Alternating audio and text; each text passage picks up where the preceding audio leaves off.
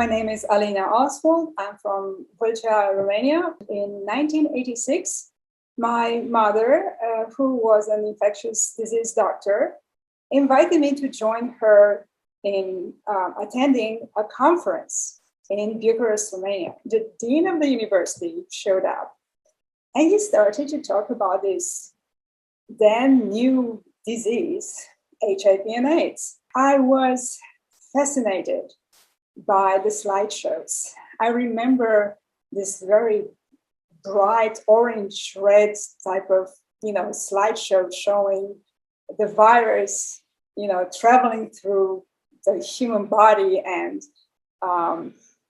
basically causing so much destruction. At the end of the session, my mom asked me, "So what did you think?" And I could only say interesting. What I found out years down the road, years later, was that mom wanted me to go to medical school, right, to study medicine and to follow in my parents' footsteps. Afterwards, I went back home, and what happened? Chernobyl happened. It put the AIDS conference and everything I felt about it on the back burner. It was completely out of mind, out of sight. There are other things to pay attention to at a time. A few weeks, a month after Chernobyl, I'm not exactly sure, I found this French magazine. On the cover, it was Rock Hudson. And this is 86, right? So I opened the magazine to the Rock Hudson story. And I remember, as if it was today, a two-spread picture, of Hudson on the left side. It was a, film noir type of headshot, Hollywood glamour shot kind of picture.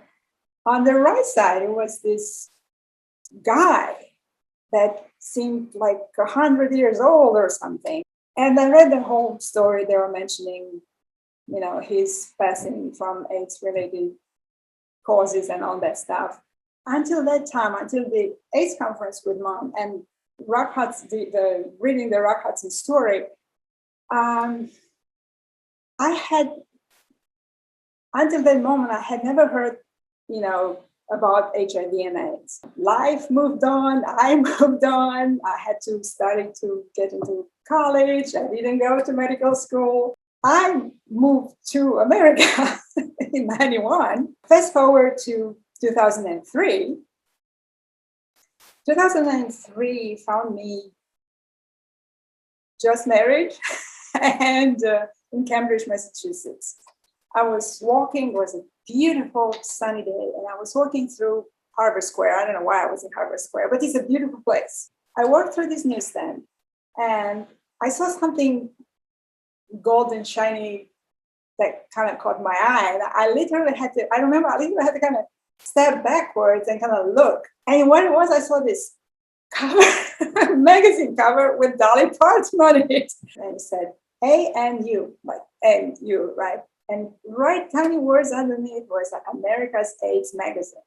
The memories of my, joining mom and attending that day at a conference about HIV and AIDS, all those things came back to me and they hit me pretty hard. I had to pay attention to it.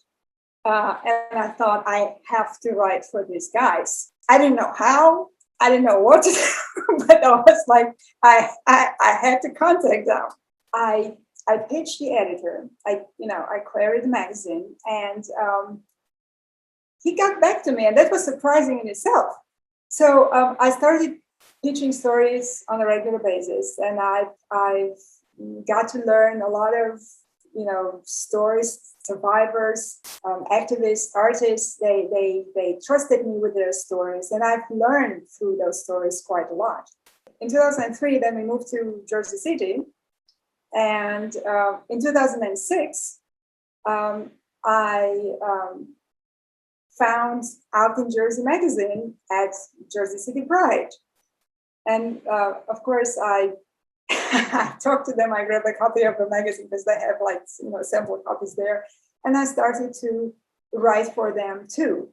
That added to to the layers and the kinds of stories that I was telling, because I got to understand more and connect more with the LGBTQ plus community related to HIV and AIDS and not related to HIV and AIDS. So I was visiting my folks in Romania, and I was having this one-on-one conversation with mom. You know, I showed her the work that I was doing as in the writing and photography, covering the community. And I showed her the work and said, Mom, it's because of you. It's because of you, because you introduced me to this topic really way back when in '86. And, you know, I think I can thank her for that. She said, well, the plan wasn't like that. The plan was for you to go to medical school. I think she was happy for me, and she was, you know, I hope she was proud of me too, although, you know, there was not much praising going on. I found a home, in a way, an adoptive home, within the community, for which I'm grateful. I get to work with people that are amazing. And I hope by being able to tell those stories and kind of forward the stories to other people, maybe more people will get to know the community. Being allies, we can support, in particular, these individuals who might not have anybody to talk to.